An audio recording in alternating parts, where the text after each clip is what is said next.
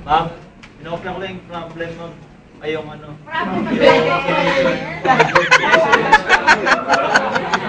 May sarili ka na problem ah. Hindi, ganun lang pala yun eh.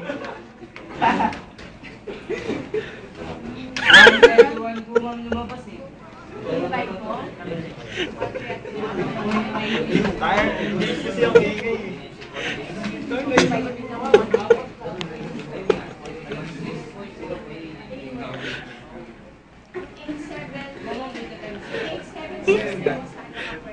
Nahuli lang ako ng ngopya.